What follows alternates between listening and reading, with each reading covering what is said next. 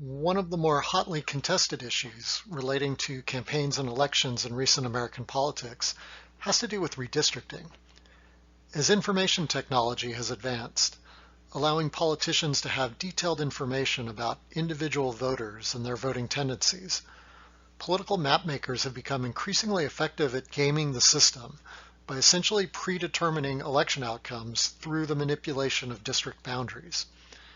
California is one of a handful of states that has taken steps to try to reduce the funny business involved in redistricting. This video provides a brief presentation of this issue. Redistricting simply involves the process of drawing the boundaries of legislative districts. As the largest state in the Union, California has 53 seats in the United States House of Representatives. California, just like every other state, has chosen to allocate those seats by single-member districts, such that each representative from California represents a separate geographical slice of the state. That requires drawing district maps delineating the boundaries of each district. Now, every 10 years, the United States conducts a census, basically a head count of every single person living in the country. Each census shows how the population has shifted over the previous 10 years. To align with those population shifts, it's necessary to redraw the legislative district lines each decade. Historically, the responsibility for redrawing these lines has rested with state legislatures.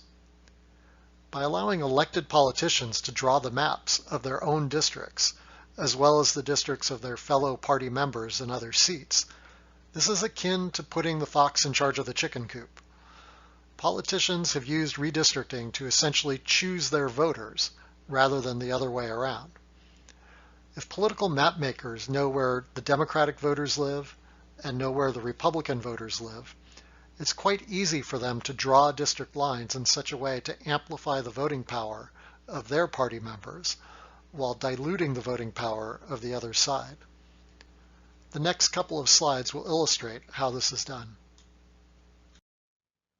The term gerrymandering comes from a rather creative districting plan conceived by Massachusetts Governor Elbridge Gerry to advantage his Democratic-Republican Party in the early 1800s. One of the local newspapers coined the term gerrymander from the governor's name and the perception that the oddly shaped district resembled a salamander. So politicians have been playing partisan games with the drawing of district lines from very early on in American politics. To give you an idea of how this works, let's look at a hypothetical example of how much of a difference the lines of a district can make in terms of the impact on which party gets elected. The figure on the left-hand side shows a theoretical state made up of 50 precincts, with 30 precincts, or 60%, made up of voters for the blue party, and 20 districts, or 40%, made up of voters for the red party. The figure in the middle shows a districting plan in which the lines are drawn so that each district contains 6 blue and 4 red, giving all 5 districts to the blue party. The figure on the right-hand side shows a more elaborate way of drawing district lines, such that most blue voters are packed into only 2 districts, giving red a majority in the other 3.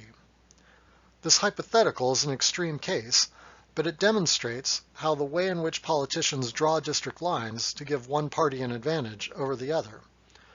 In real life, perhaps the most extreme current example is in the state of North Carolina, in which Republican candidates won 51% of the statewide vote for seats in the House of Representatives in 2018, yet their candidates won 10 out of the 13 districts, or 77% of the seats in that state. That's a rather dramatic example of how a party can amplify their electoral fortunes through congressional district map making.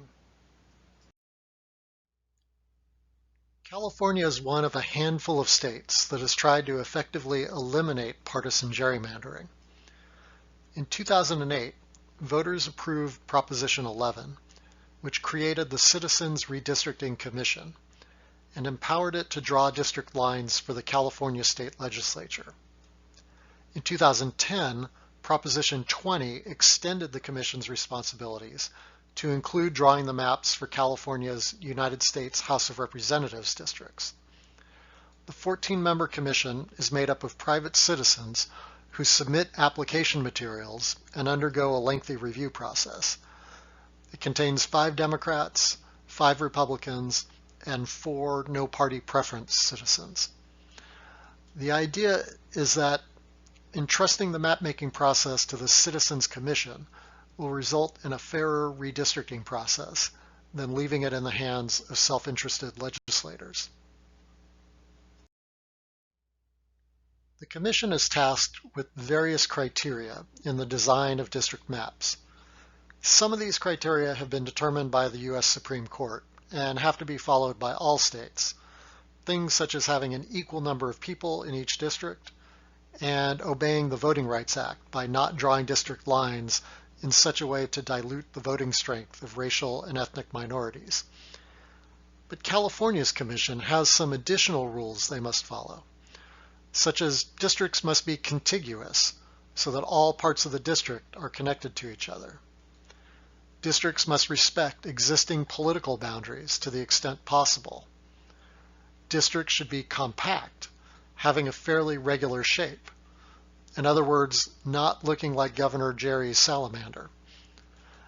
And districts should not be drawn to favor or discriminate against an incumbent, candidate, or political party. As in other areas, California voters have used the direct democracy tool of the initiative to come up with a policy reform in the area of redistricting to address a problem that has really stymied many other states.